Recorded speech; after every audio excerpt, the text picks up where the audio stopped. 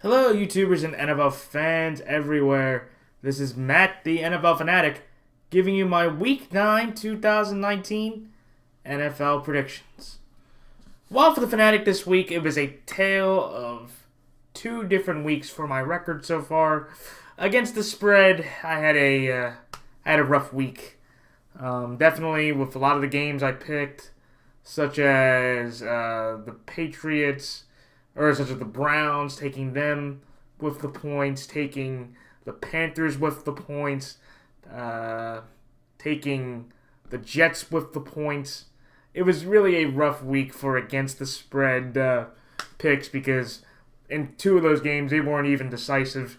They were basically done within the first halves of both games. And the Jets won out of all the picks that I made last week. I will tell everybody I think that is the one I regret the most because as anybody knows that I usually make my videos before the Monday Night Football game.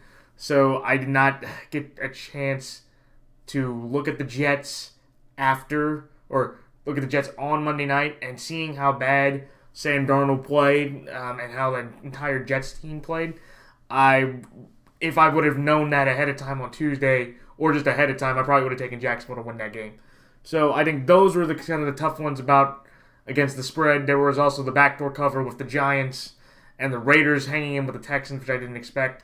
So yeah, that was why I had a rough week against the spread. But overall, with my straight up picks, though, I had a great week. So that's how it was a mixed week for me there.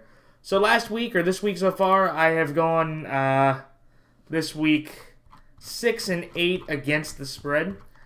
And straight up, I have gone 11-3 this week.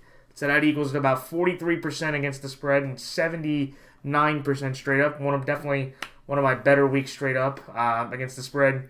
Kind of hovering around what I usually did in the last couple of years. I'm still having my best against the spread record ever since I've done this over the last few years. So now I am 67-52-1 against the spread. So that equals about 56.3%. And straight up now for the year with a very good week straight up, I'm now 78-41-1 straight up. So that equals about 56.3% against the spread. And straight up, that is 65.4%. One of my better years. I am thrilled to be at about 66% straight up. That is a remarkable number. That is right around where I would like to be. And I like to see if definitely, now that we're at the halfway point, I'd like to see if I can reach up into the upper 60s and maybe even 70% straight up, which would be fantastic. But what a wild week in the NFL, as they all are. When you look at a lot of the teams who separated themselves, the Niners, like I was talking about, 51-13 over the Carolina Panthers. Telvin Coleman became the first player since Todd Gurley back in 2017 to have 3 rushing touchdowns and a receiving touchdown in the same game. The Niners defense had 3 picks, 6+ sacks. Nick Bosa is the Defensive Rookie of the Year, and I do not think there's anybody else close for that record. And with how good this Niners defense is, if it wasn't for the Patriots, I think Nick Bosa could be in the running or should be in the running for Defensive Player of the Year in general. He has been a sensational player. I think a lot of people have kind of forgotten what he said back in the pre-draft. It got a lot of controversy. And I believe, just like the analyst said, I believe he's already been better than his brother, Joey, from what I've seen the last 6 weeks. He is absolutely sensational on a defensive line that is littered with first-round picks to begin with. I want to congratulate Kyle Shanahan for getting to 7-0. What a turnaround for him to go from 4-12 last year to 7-0, on the verge of doubling his wins. And to me, they are the second best team in the NFC. Emmanuel Sanders came in with 25 yards and a TD. And that running game is sensational. Third time this year, over 200+ running yards. Rushing yards. Very impressed and very solidified in my stance that the Niners are a Super Bowl team. Because I think a lot of people could look at the Niners' schedule very much like the Patriots and say they really didn't play anybody that great. And just a week ago, they won 9-0 in a game against the Washington Redskins. Though I do have to say, the Redskins, the last few weeks, with 16 points for Miami. So yeah, 16 points for Miami. You look at 9 points for San Francisco, and 19 points for Minnesota. That Redskins defense has done a good job. That Redskins defense under Bill Callahan has started to play better, and they're starting to play respectable defense. Their offense really can't do anything, and after Case Keenum got a concussion, and they had to put Dwayne Haskins in and went 3 of 5 for 33 yards and a pick, their offensive their chances were done. Even though I do also want to congratulate quickly Adrian Peterson for getting now to 6th all-time in rushing in the league. He broke that on Thursday night.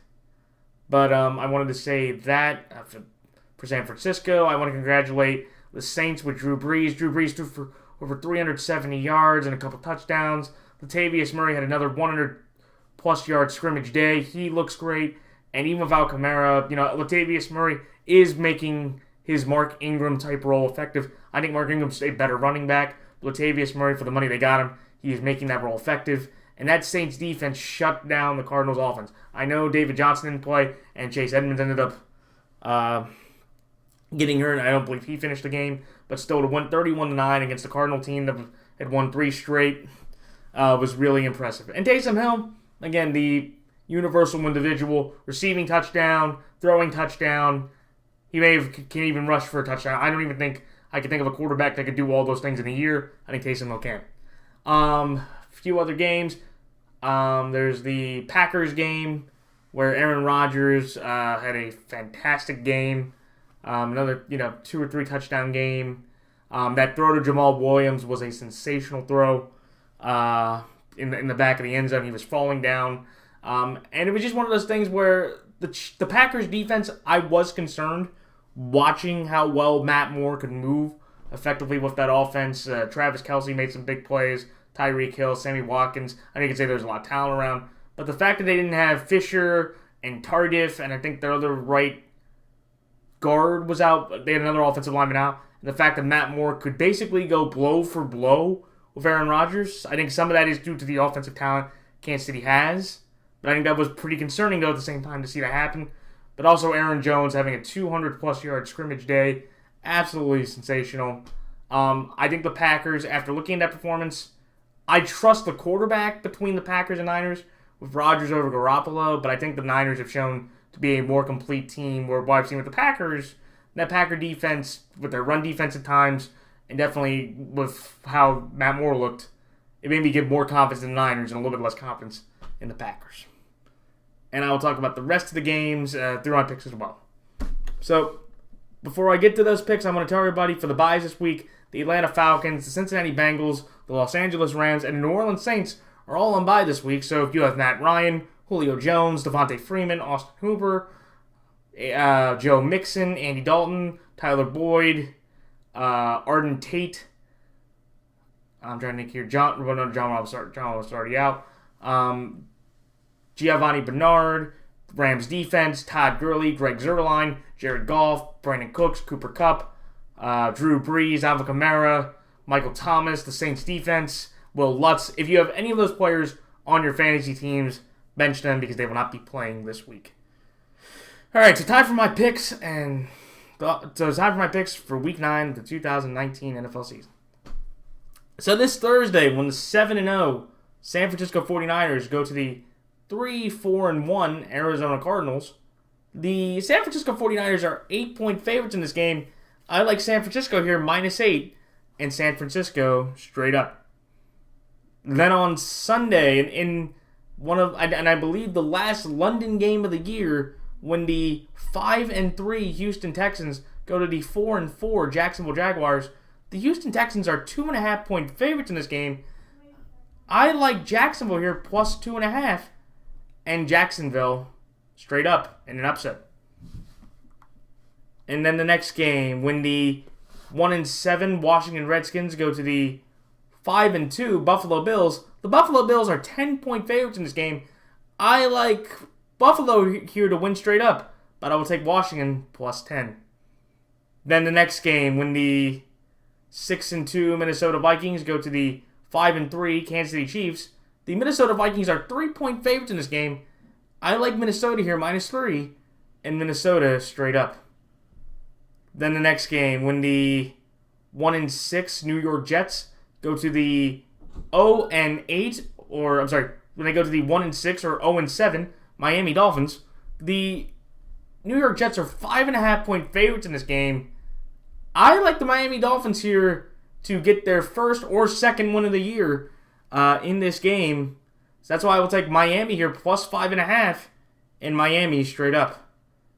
Then the next game, when the 3-4 Chicago Bears go to the 4-4 Philadelphia Eagles. The Philadelphia Eagles are 5-point favorites in this game.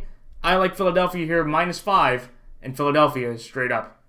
Then the next game, when the 5-2 Indianapolis Colts go to the 3-4 or 2-5 Pittsburgh Steelers. This game is a pick'em on the line right now, so that is great. I love when games get to even, so you can just make the pick. So that's why I'm going to take the Colts here against the spread, and the Colts here straight up.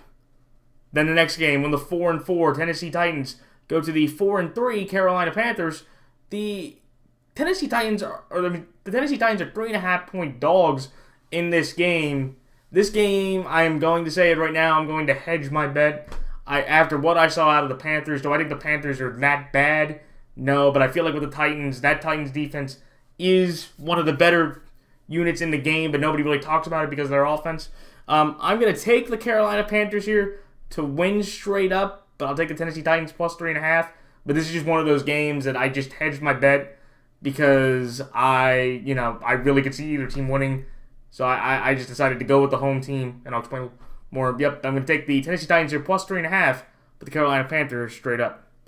Then the next game, when the 3-1 Detroit Lions go to the 3-4 Oakland Raiders, the Detroit Lions are 2-point dogs in this game, and I like that. I like that number, so I'm going to take Detroit here plus 2 and Detroit straight up. Then the next game, when the 2-5 Tampa Bay Buccaneers go to the 6-2 Seattle Seahawks. The Seattle Seahawks are 6.5-point favorites in this game.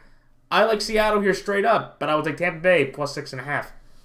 Then the next game, when the 2-5 Cleveland Browns go to the 2-6 Denver Broncos, the Cleveland Browns are 1.5-point underdogs in this game. I like Cleveland here plus 1.5 and Cleveland straight up. Then the next game, when the 7-1 Green Bay Packers go to the 3-5 Los Angeles Chargers, the Green Bay Packers are 3-point favorites in this game. I like Green Bay here -3 and Green Bay straight up. Then the next game, in the Sunday night game, one of the biggest Sunday night games of the year, when the 8-0 New England Patriots go to the 5-2 Baltimore Ravens, the New England Patriots are 3.5-point favorites in this game. I am sorry, every Raven fan that's watching, but I'm going to take the New England Patriots here -3.5. And the New England Patriots straight up.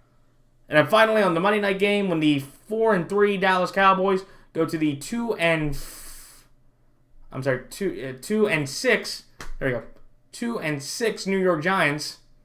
The Dallas Cowboys are 7-point favorites to win this game. I like the Dallas Cowboys here straight up, but I'll take the New York Giants plus 7. All right, so time for my thoughts on each game. The San Francisco 49ers over the Arizona Cardinals. I am going to take the San Francisco 49ers here because from what you've seen from the Niners, you can't go against it. You look at this Niners team. Nick Bosa had 3 sacks and a pick. He's the first player since Chris Jones to do that from the 2017 season. You look at how the Niners, they've only given up 23 points over their last 4 games. They have one of the best rushing attacks in the game, where you look at, Telvin Coleman making plays. Matt Breida can make some runs for them. Raheem Mostert, even at the end of the game yesterday, made a big run to kind of, put insult to injury for the Panthers' defeat. And this is without no Joe Staley, who they expect possibly to come back this Thursday. No Mike McGlinchey, and no Kyle Juszczyk, the best fullback in the game. And I'm looking at this Cardinals team here where, I think the Niners' offensive line can push through. I think they can push through the Arizona defensive line. I think that Jimmy Garoppolo, if you look at his numbers, he had 185 yards and 2 TDs. It's one of those things where Jimmy has kind of been able to manage the entire year. That's a great position for the Niners to be in, but I think that's the thing where, when you look at Kyler Murray, who had a rough game, even though you could say with that game it was a little misleading to see how that game ended. It was 31-9, but going into the half, it was a 10-6 game, and you almost felt that it was kind of one of those competitive, kind of interesting, games that Arizona could get, even though there was also that one touchdown that got taken away. But this is the Niners defensive line. It's facing Murray, who has been sacked 26 times this year. And I think with those four guys, especially with Nick Bosa, I think it's going to be a brutal run.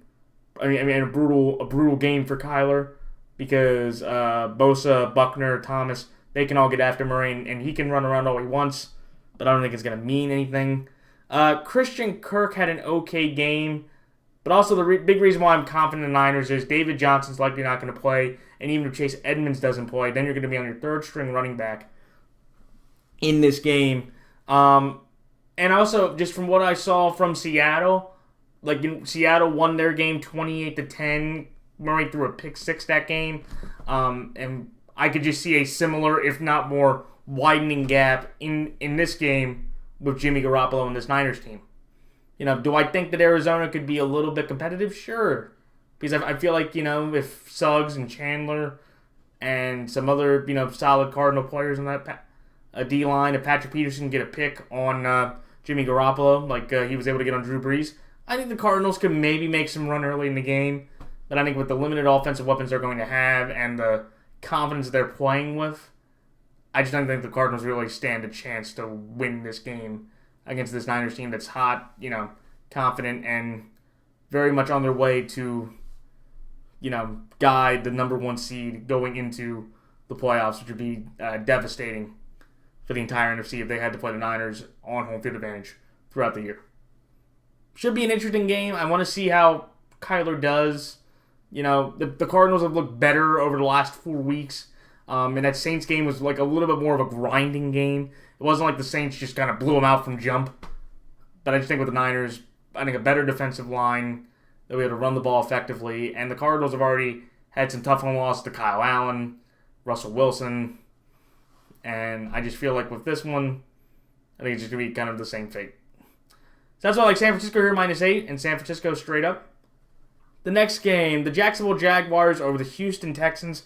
I am going to take the Jacksonville Jaguars here +2.5 because I just look at what the Jags are doing, and Gardner Minshew is a good quarterback.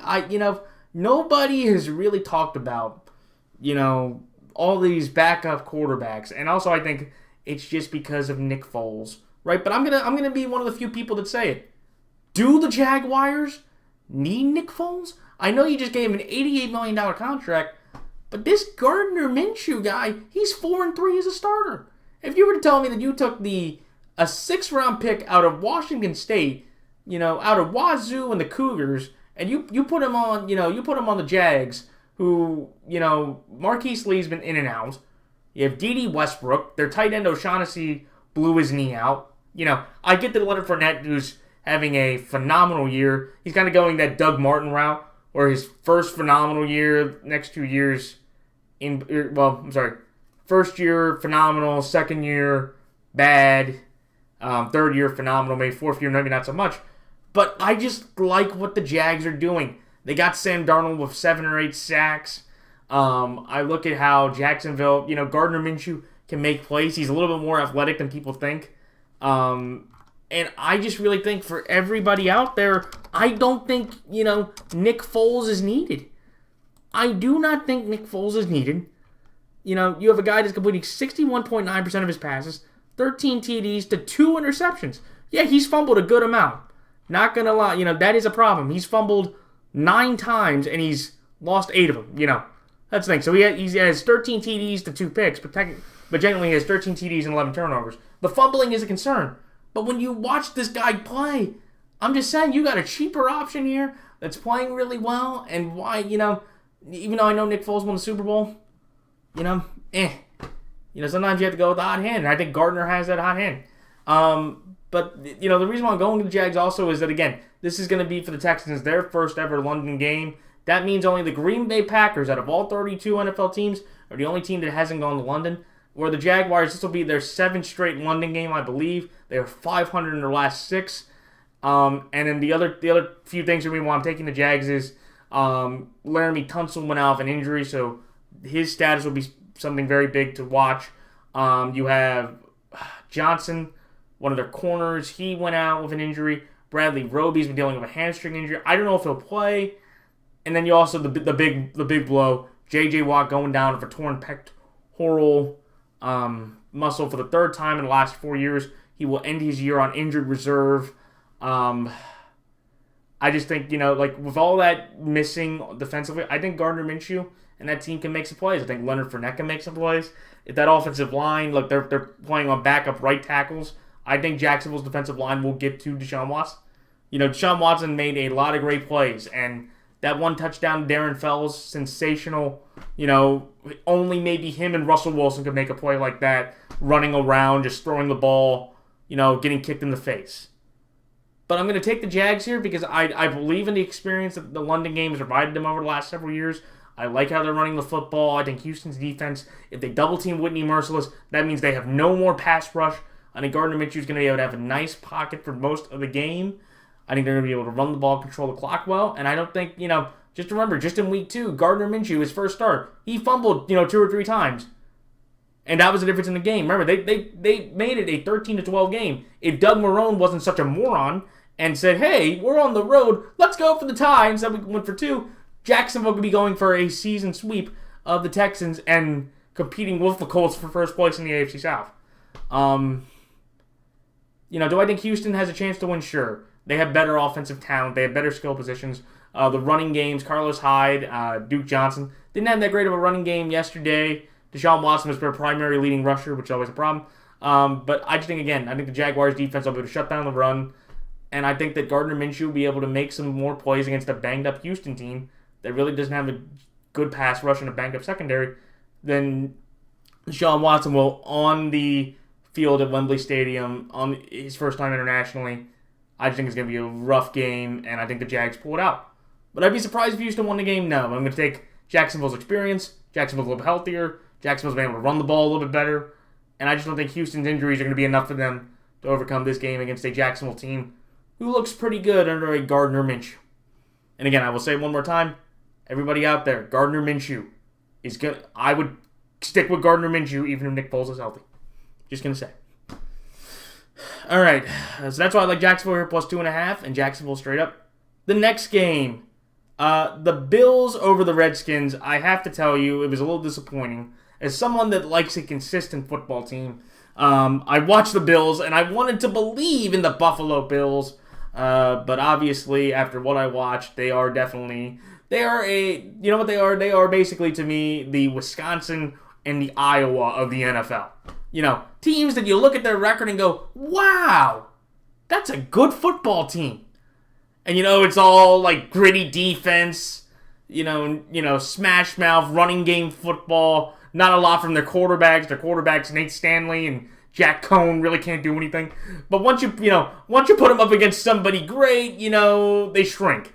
You could look at, Wisconsin last Saturday against Ohio State. They shrank 39-3.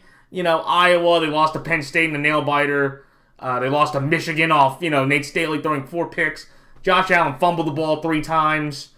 And I just thought it was like, that's what Buffalo is.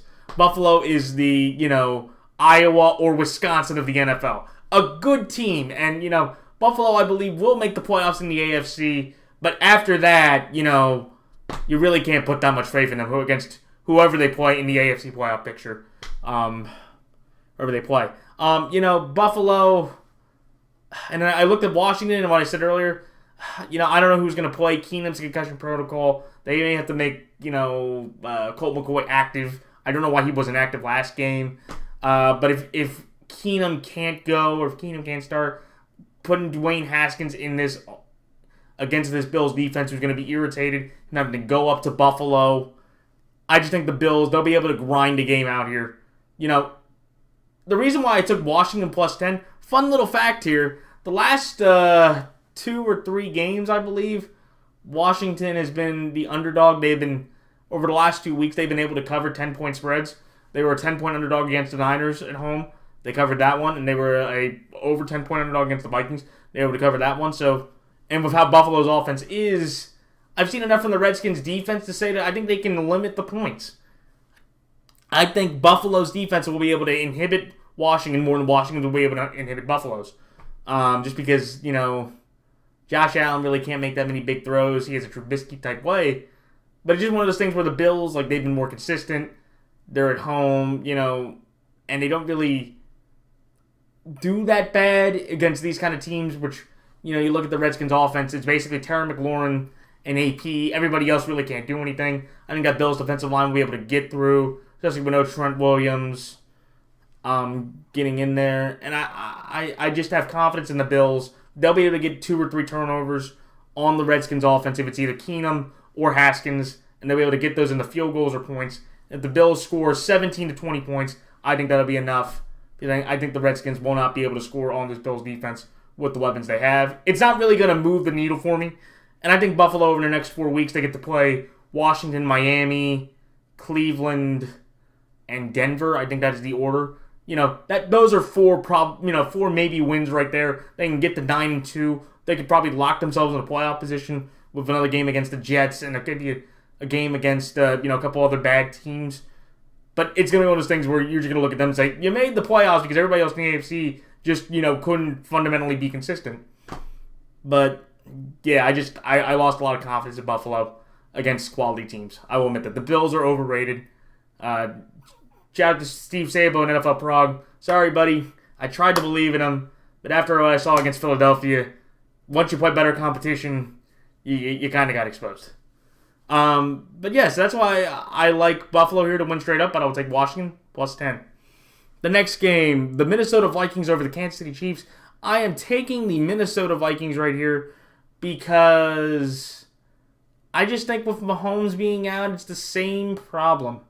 Like I said, Matt Moore, great game. Matt Moore, overplayed his hand. And if they really didn't fumble that ball in that one possession really early on by LaShawn McCoy, who knows what could have happened. But I just think with the Chiefs, I really like what the Vikings are, going to be able to do. The Chiefs' run defense has been horrible all year, and they're playing the leading rusher in the league in Dalvin Cook. You also have their backup running back, Alexander, who made some big runs at the end of that game.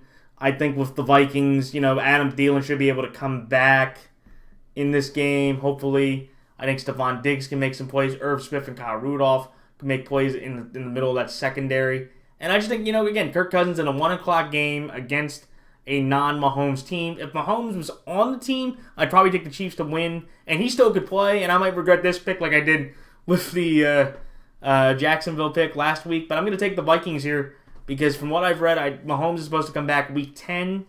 I look at the Vikings defense. I think they'll be able to get pressure on Matt Moore. If you look at how the Vikings have been doing, let's see, I'll bring it up right now. They are right now, they have the number 3 defense in points, number 8 defense in passing yards, the 7th best rushing defense, and they've allowed the fewest rushing TDs. So I don't think Damian, LaShawn, or Darryl will be able to have a big game on them. And if you tell me Matt Moore going against that secondary, which is shown at times to give up plays, I just think, again, look, Chris Jones has been out the last few weeks. I don't know if he's going to play. You have Frank Clark not there, and he really hasn't, been able to provide that much pass rush even when he's there. And I just think the Vikings, they'll be able to pull out another solid win because I think Matt Moore will get in some turnovers. He'll get stopped a few times, and I just think the Vikings grind out another win with their consistent football. It's going to be weird to say Kirk Cousins on a 5-game winning streak and beating the Chiefs, and beating Philadelphia and the Lions are quality wins. But I think this Vikings team is a genuine team that can be a dark horse Super Bowl team if Kirk Cousins can maintain this level of play. I don't know if he can against better competition or even in primetime situations, but we will see. So that's why I like Minnesota here, -3, and Minnesota straight up. The next game, the Miami Dolphins over the New York Jets. This is one where, Sam Darnold, I'm a fan of his, but man, has he been bad. Has he been bad. This year, he has 5 TDs to 8 interceptions. He's thrown 7 picks over the last 3 games. And it's just one of those things where the Jets had 10 penalties. Yesterday, Le'Veon Bell only had about 2 yards of rush. The offensive line is banged up. And it's just one of those things where every time I looked at the Jets, and here was the weird thing. Like, the Jags basically had this game, under full control for the most part. But there was a point in the game where, Sam Darnold and the offense got it together to get it to 22-15. But then after that, it was like, Jacksonville just ran the ball effectively. Jamal Adams got some, roughing the passer, penalties, which you could question. It was just a lot of undisciplined football. The offensive line was banged up. Vincent Smith, Darnold tried to throw a bomb to Vincent Smith, and then Boye just undercut it. And it was just a lot of bad and negative football I saw out of the Jets. Where, when you look at the Dolphins, like, over their last 2 games, they competed against Buffalo. If it wasn't for a Kenyon Drake drop and a Ryan Fitzpatrick interception in the end zone by Tre'Davious White, I don't know if the Dolphins, get 2 wins. If they get 2 straight wins. Because for, a good 10 to 15 minute stretch of the game, the Dolphins were fundamentally moving the ball with Ballange and Devontae Parker and Preston Williams. Fitzpatrick was making some runs. And I've seen some fight out of the Dolphins where you're like, you know what?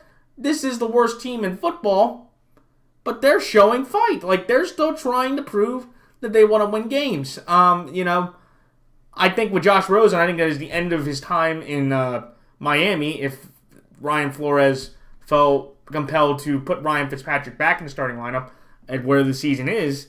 But it's just one of those things where I think the Jets had a win last year. I think Sam Darnold's first win was against the Dolphins. When the Dolphins were like 3-0, and then he comes in and gets his first win. But it's just one of those weird things where it's kind of like the opposite now. I feel like with the Dolphins, they've been a little more consistent. I think they've been, they're been able to rest, a little bit more. They've been able to play a little more effectively. They're coming off a game, or they're going to play tonight. Well, I mean, again, they could compete against Pittsburgh with how their backup, Mason Rudolph, and, I think that still defense is going to give Fitzpatrick a hard time. I just, I have more confidence in the Dolphins. What I've seen out of the Jets throughout the whole year, even with Darnold not there, their best game was their loss against Buffalo, which, I still can't believe they blew that game. But I have to take Miami. They're home. I think Darnold going into those elements, I think that's going to be tough for them. I think the Dolphins, if they can, get some confidence, I think Fitzpatrick is able to play a cleaner game than Darnold, and I think that'll be the difference in the game. Sam Darnold will make a mistake, or Sam Ficken will miss an extra point, and the Jets somehow blow this game and get the Dolphins their first win. And I think, for me, that saves Brian Flores' job, and that may capsize Adam Gase's time with the Jets. I usually don't like firing one-year head coaches, and I still don't think Adam Gase should be fired. But of how dysfunctional this team is, how uninspiring he is to everybody, and just how ineffective he's developed Sam Darnold, I think it may be time for Adam Gase to go as the Jets coach, even after 1 year. So that's why I like Miami here, plus 5.5, and Miami straight up. The next game, the Eagles over the Bears. This is a game that, after what I saw out of Philadelphia, I've put some confidence back in them to be around maybe the wild card spot, and definitely in the NFC East. I think the surprising thing to me was how well they ran the football. They ran for over 200 yards on the ground against the Bills defense, which I did not expect. I thought maybe that, the Bills secondary, which had been solid, with the weapons they had, I thought they would be able to get them through the air. Carson Wentz only had 172 yards through the air and a touchdown. And that was kind of the difference in the game. Jake Elliott missed a 37-yard field goal and an extra point, but again, it was a swirling wind. So I'm not really going to put much blame for him there.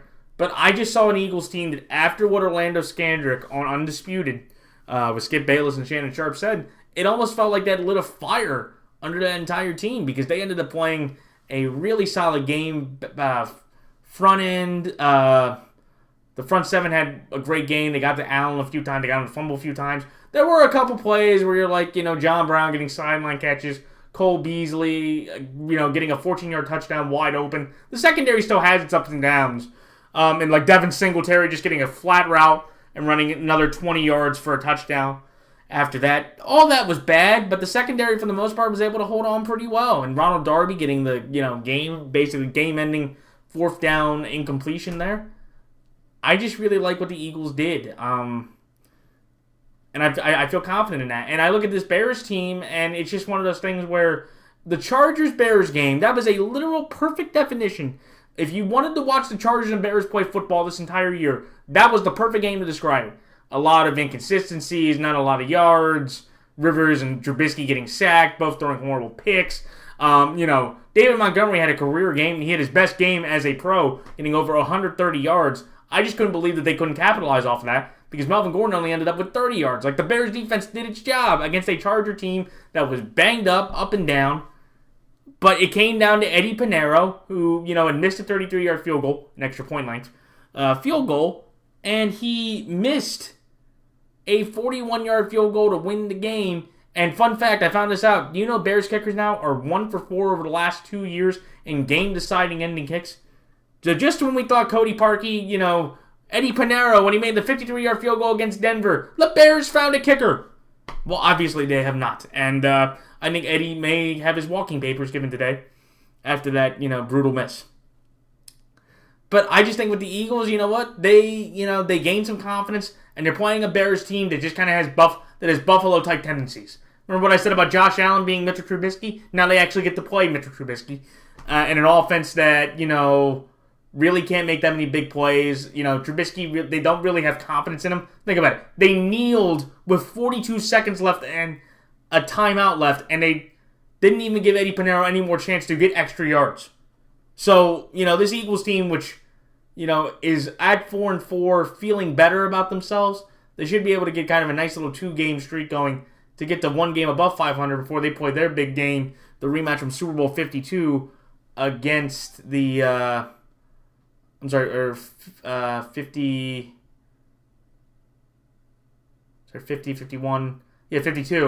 Super Bowl 52 against the Patriots next week, or in 2 weeks.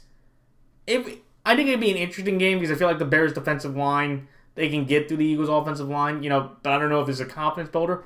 But I can't trust Mitch Trubisky with the weapons he has throwing, against this Eagles defense, which feels motivated. And I think Carson Wentz, of his running ability, Jordan Howard getting to play his former team, he'll be motivated. I think the Eagles are just the better, more talented team. And I feel like with the Bears, they showed you that, they can choke games like the Chargers can. And even if Philadelphia screws up, I think the Chicago Bears with Trubisky will make one more mistake or miss one more kick to be the difference in the game. So that's why I like Philadelphia here -5 and the Philadelphia Eagles straight up. The next game, the Colts over the Pittsburgh Steelers. This one, this one is just something where I have the better offensive line, I have the better quarterback, I have the better running game, and I have a better receiver. I think the defenses are about to push. I think the Colts will be able to ground control the game. I think Marlon Mack would have a nice, solid game. I think, I think Leonard and Hunt and Walker and Kenny Moore and Gathers and Desir, they should be able to have an okay game because, if you look at how the Pittsburgh offense has been, James Washington probably is still going to be out, so it's going to be basically Juju. So if you double-team Juju, who even really single-covered really has not made that much of an impact. He's been a solid receiver, but he hasn't played like a number one wide receiver that they needed him to be. And I feel, again, the Colts will be able to control the game with the clock, control the game. Jacoby will not make that many mistakes, even though they had 3 turnovers yesterday, which stunned me. And I just think, again, the Colts, they'll be able to grind out this win. Do I think Pittsburgh can win? Absolutely, especially with how Denver played. Denver was able to run the ball. Flacco was able to make some big throws. to Cortland Sutton to I'm trying to think. I know they got rid of Sanders, Cortland Sutton, and another offensive Noah Fant. I know they had the other receiver named People. I think his last name is. Somebody could tell me who that was. And they had a guy named Deontay. I forget his last name.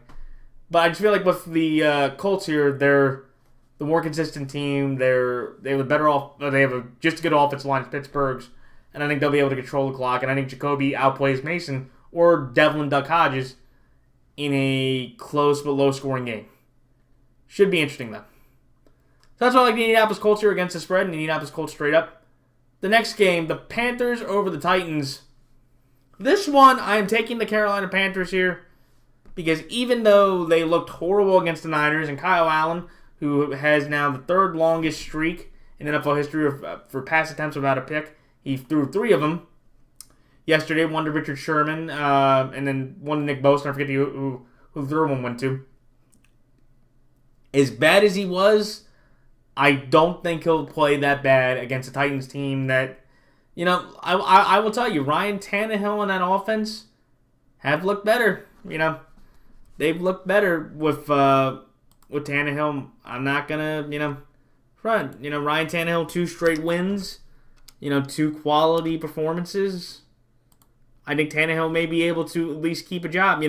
He's had 5 TDs, 1 pick, and 515 passing yards the last 2 weeks, completing 44 out of 63 passes. That's not bad. 73.1% of his passes.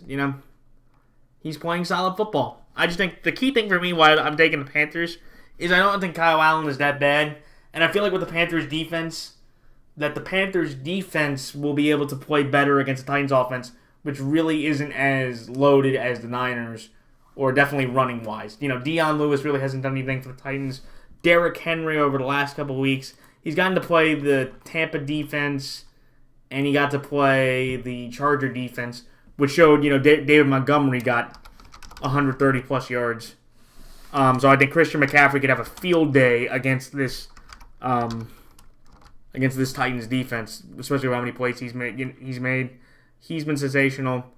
Derrick Henry over 38 carries for 165 yards. So that's about a little over 80 yards a game during these last 2 wins. I just think, again, to me, it might be home field advantage too. I think, going into Carolina, coming off the loss they had, I think they'll be motivated. And I just think with the Titans, it's one of those things where the Titans are going to keep the Panthers in the game. The Titans have been in, the 27-23 game yesterday, 23-20 against the Chargers, 19-17 against the Colts.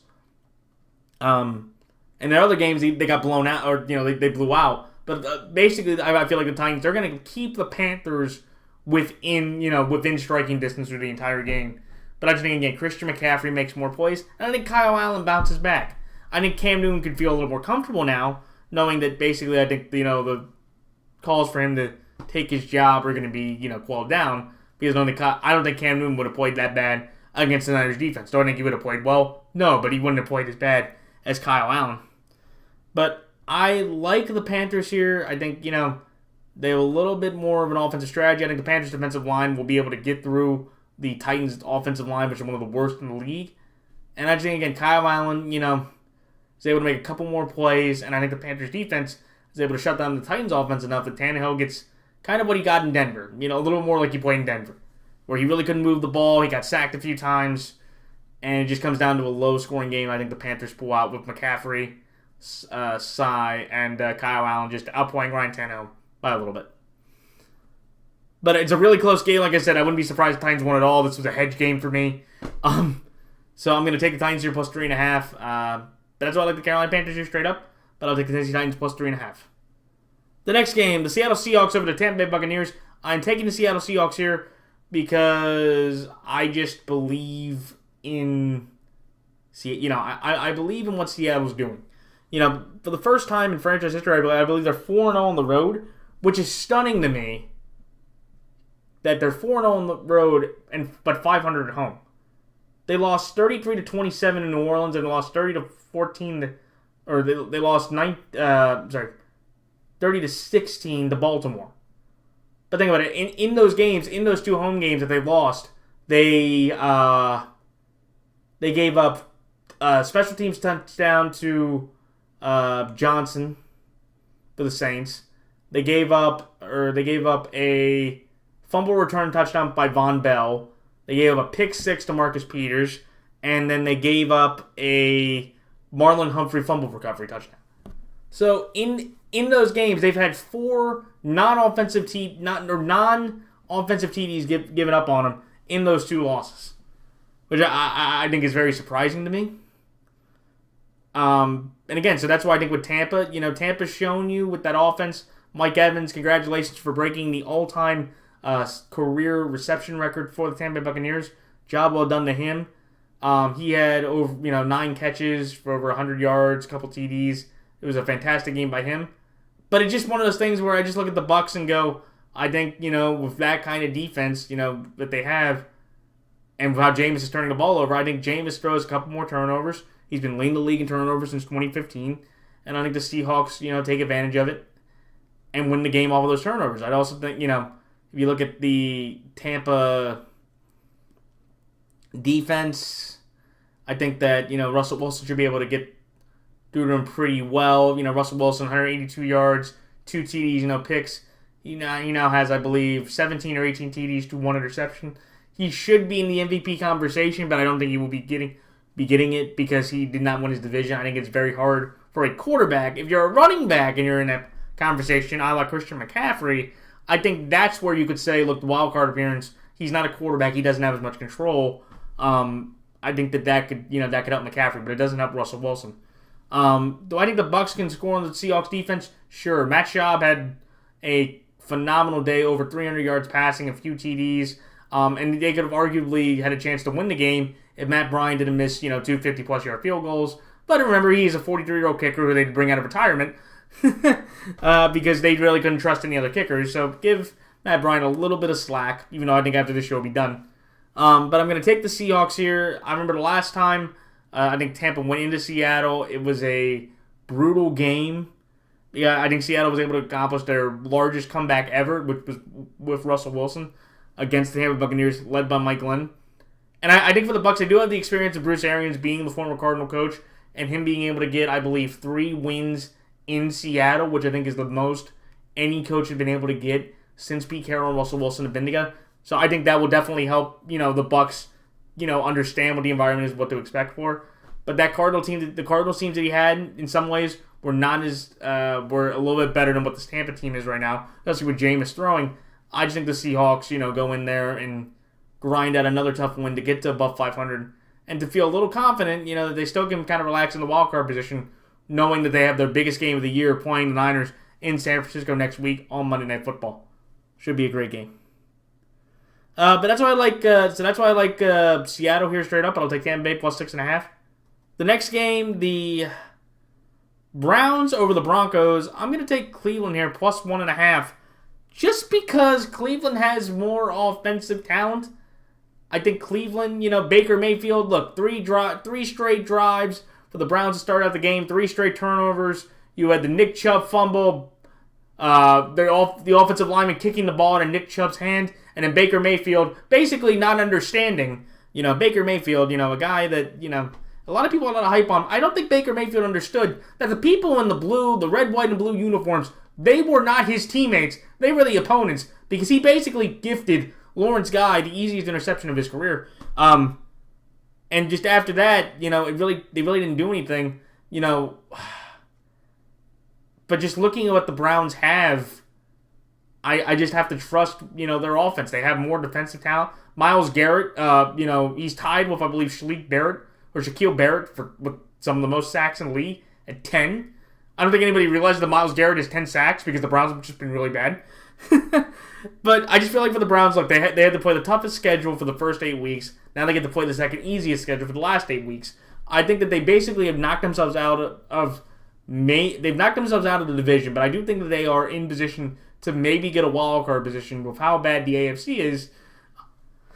I think that, if Houston kind of struggles against Baltimore, and they have a game against New England coming up, they have another game against Jacksonville and Indy coming up, I think Houston could lose that 6th spot, and I feel like, the Browns could maybe sneak their way in there.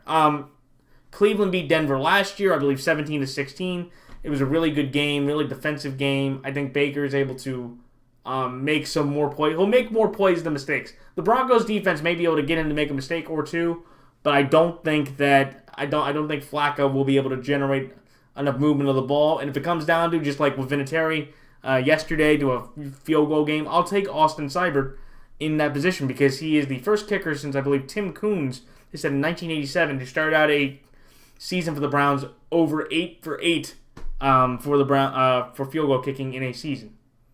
So, do I think Denver has a chance? Sure. Because I feel like, again, Vic Fangio, besides Kansas City and Green Bay, he's basically been in every single one of his games. And he's now lost 3 games, 2 at home and 1 on the road, to field goal losses, 2 50-yarders at that. It's just brutal. But looking at what Denver's done, on the road, I feel like, again, this game is going to come down to an Austin Seibert situation that the Broncos are all too familiar with. And I like what the Browns have talent-wise. With Sanders going away, with them possibly getting rid of Chris Harris, I feel like the Broncos, they're just trying to move on at this point. And I feel like with how Joe Flacco's played, he hasn't really played well, and Drew Lock can come off the IR this week, and I feel like the Broncos are going to make that change to Drew Lock to see what they have in him. And I think with that, maybe that will be the difference in the game. And even if Joe Flacco ends up playing, I think the Browns defense gets him to make 1 or 2 more mistakes, or gets him to stall out a few more drives than Baker. And Baker gets enough points of Odell and Jarvis and Ricky Seals and Higgins and Callaway to win this game in a close, nail-biting fashion in Denver. So that's all, like Cleveland here plus 1.5 and Cleveland straight up. The next game, the Packers over the Los Angeles Chargers. This one to me was fairly easy. I don't understand, and no offense to Los Angeles Chargers, a.k.a. Chokers fans, I don't understand how you're only 3-point underdogs in this game. I thought it should be, honestly, between a 5 to 7 point spread. Because, you guys, I know what you could say. You've been in every game this year, basically, for the most part. You've been in a lot of games that you've choked so you can hang around. But I just think, again, with what the Chargers' offensive injuries they've had to go through. I know Melvin Ingram was back, which is big. Keenan Allen's dealing with an injury. You have Forrest Lamp, who went on the IR. You really only have Hunter and Keenan really being the big playmakers, because Mike Williams have been up and down of an injury. And I just feel like with the Chargers, their kicking problems are an issue. And you're playing a Packer team right now that, look, that stadium's going to be mostly 75 to 80% Packer fans, if not more than that. The Chargers have already lost games to Devlin Hodges at home. They beat. I know they beat Indy at home, but they already lost to Denver at home. You've already lost some bad teams. One on a third-string quarterback, and one Denver got, for the second year in a row. I just think, again, the Packers are going to feel rested. Aaron Jones, I don't think they'll be able to stop him. I think, the Packers' offense with Rodgers, with no Derwin James there, no Nazir Adderley there.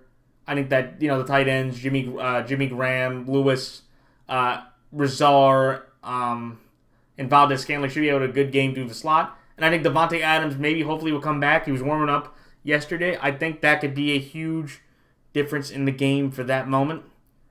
And I'm thinking the Packers, their defense is fantastic. They're able to get pressure on Phillip Rivers, Russell Kuhn having limited starts. I think he went back on an injury. And I think it's going to be just a long day for the Chargers. It drops them to 3-6. And it gets the Packers to 8-1. In just kind of a lopsided game because of talent, confidence, and just fan support with them going into the Chargers. So that's all Green Bay here, -3, and Green Bay straight up. The next game, the Patriots over the Ravens. This is going to be New England's toughest game of the year so far. We are the first genuine opponent they have had, and I feel like the Ravens will give them a fight.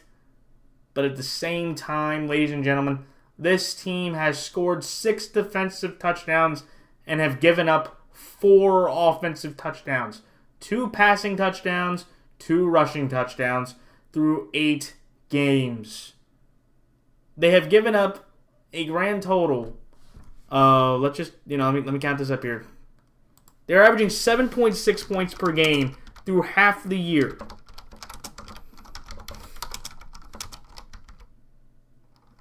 And I look at it where when you look at the Ravens, we don't nearly have the offensive talent that Cleveland did of Jarvis and Odell and Nick Chubb.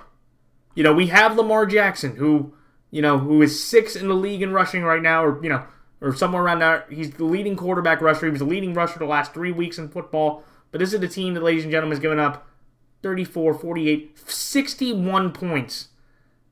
17, 27, 34, 48.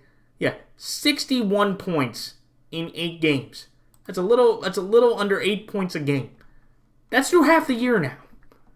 And remember, we only have after Marquise Brown, we have Seth Roberts, Miles Boykin, and and Willie Snead. Are you telling me that the Pats secondary is not going to feast on that? And they're not going to let Lamar run, okay? And I know, and look, the Ravens, the last time the Ravens beat the Patriots, I think you have to go back to the 2012 AFC Championship game? Or no, like week 3 of the 2012 season? I think the Pats have won basically every other game since then, and the last time the Pats went into Baltimore, they blew us out. So, that's what I'm saying. For every Raven fan out there, look, feel confident, feel happy that we might give the Patriots a first test, but this is just a Patriots team that's just too relaxed and too dominant defensively, just going up against Lamar's offense, that I don't think they'll really be that successful in doing. It should be an interesting game. I think the Ravens defense, we're number 1 in time possession, number 1 in rushing. We can control the clock and do well. But I just think with the Patriots, they're just too good. They're too talented defensively. They're too talented coaching-wise. And I just think New England pulls out another solid win that gets them to 9-0. So that's like New England here -3.5 and New England straight up. And finally, the Cowboys over the New York Giants. I'm taking the Dallas Cowboys here because the New York Giants, as good as they played, and Daniel Jones throwing, for 4 TDs, 2 to Slayton, 1 to Saquon Barkley, and I forget the other one who we got that to, they still gave up 31 points. I feel like with the Cowboys, they gained confidence. The last time they played the Giants, Daniel Jones was a little bit of it. They were able to blow them out pretty well. Dak's been able to win his last 2 games in New York. He had the 4 TD game last year at the end of the year in MetLife Stadium. And I just think the Cowboys are just a little bit better, and I think Daniel Jones, he keeps turning the ball over a good amount, and I think they'll get 1 or 2 more turnovers, which will be the difference in the game. The Cowboys need to play with some urgency because they're only a half game up on the Eagles for first place in the NFC East, and I think they do that, knowing that they get to play a division game and possibly now try to get to 5-0, or I'm sorry, 1, 2, 3, 4-0 in the division. And I think they just outplay the Giants, and I think the Giants make 1 or 2 more mistakes with turnovers that are the difference in the game. So that's why I like the Dallas Cowboys here straight up, but I'll take the New York Giants +7. So those are my thoughts, comments, and picks for the week. Like, comment, rate, subscribe. Please check out the NFL YouTube Prognosticators page to check out other great prognosticators of the NFL and look at their picks. They are all great people, and they make great predictions just like I do. And that is it. So good luck to all players, teams, coaches, fantasy players, and fellow prognosticators. And until next week, this is Matt the NFL Fanatic signing off. Until next time, so long.